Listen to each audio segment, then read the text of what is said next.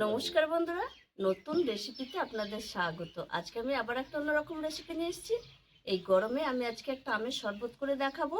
তার জন্য নিয়ে নিয়েছি এখানে এই দেখুন 5টা মিডিয়াম সাইজের আম, আর নিয়ে নিয়েছি চিনি, নুন, গোটা জিরে, গোটা ধনে, আদা, পুদিনা পাতা আর গোলমরিচ গুঁড়ো, বিট নুন।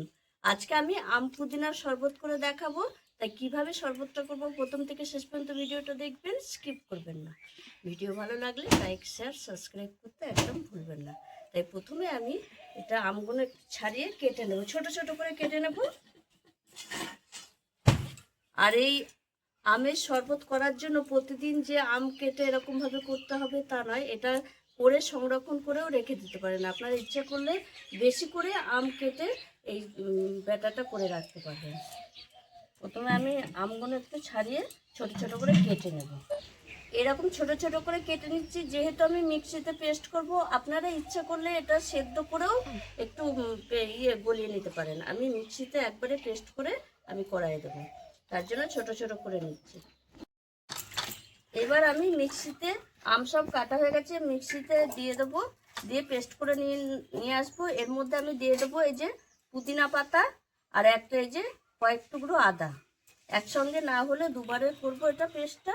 আর হালকা একটু অল্প জল দেবো, বেশি জল দেবো না।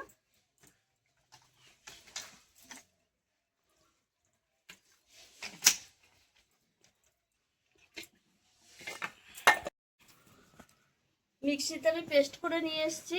আর এবার আমি গোটা ধনে আর গোটা জিরেটা একটু ভেজে নেবো। একটু ভাজা মশলা দিলে ভালো লাগবে। ভাজা মশলাটা হয়ে গেছে, এবার নামিয়ে নেব। এবার আমি কড়াইয়ে দিয়ে দেবো এই যে আম পুদিনা আদার পেস্টটা।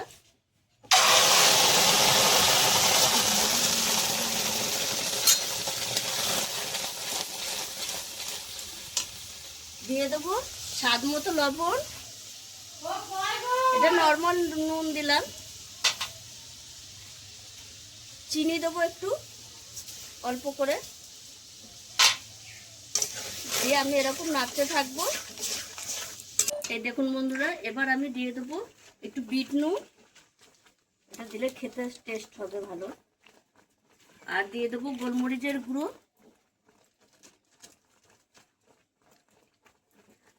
আর নর্মাল কালারটা আপনারা ইচ্ছে করলে এরকম নর্মাল কালারও রাখতে পারেন, কিন্তু যেহেতু এটা কাঁচা আম পুদিনার শরবত, তাই একটু কালার দিলে বেশি ভালো লাগবে। তাই আমি এখানে একটু ফুড কালার ব্যবহার করছি, সবুজ কালার সামান্য একটু দিয়ে দেবো, মানে 1 ফোঁটা মতো।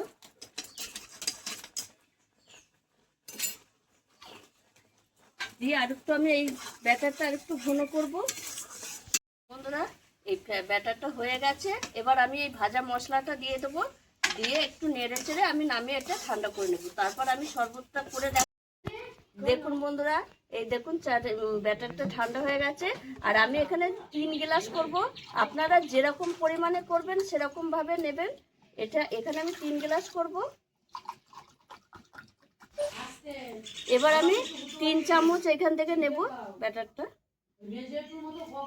আপনারা এটা স্টোর করে রেখে দেবেন, যখন মন তখন সেইভাবে করবেন। যদি 2 গ্লাস করেন 2 চামচ দেবেন, আর যদি 3 গ্লাস করেন তাহলে 3 চামচ। আমি এখানে 3 চামচ দিয়ে ভালো করে গুলিয়ে নেব। আর যেটা মেন উপকরণ, বরফ, আমি এই যে নিয়ে এসেছি বরফটা, এটা আমি ভাঙবো হাতা করে। এই দেখুন বন্ধুরা, ঠান্ডা করে নেব, এতটা লাগবে না। এবার ভালো করে আমি গুলিয়ে নেব।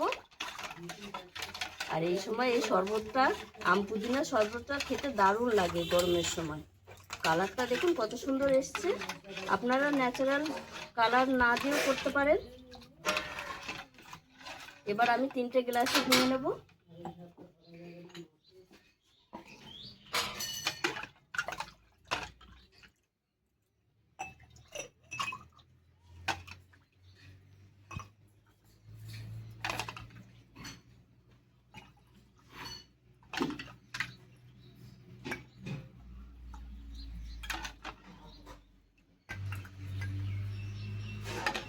বরফের টুকরোটা দিয়ে দেবো, তাহলে বেশ ঠান্ডা ঠান্ডা আরও লাগবে।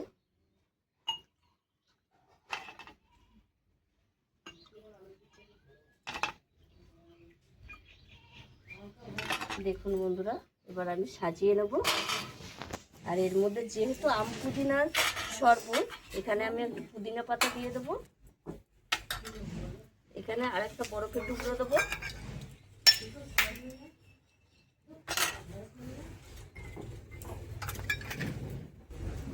এখানে আমি পুদিনা পাতা দিয়ে দেবো।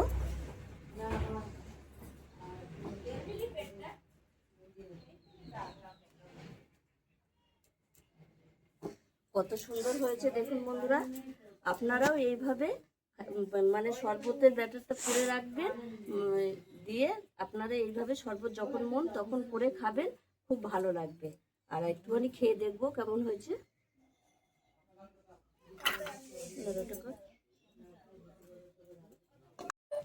এবার আমি খেয়ে দেখাবো। আমার ভিডিও ম্যান একটা খাবে, খেয়ে দেখো কেমন হয়েছে।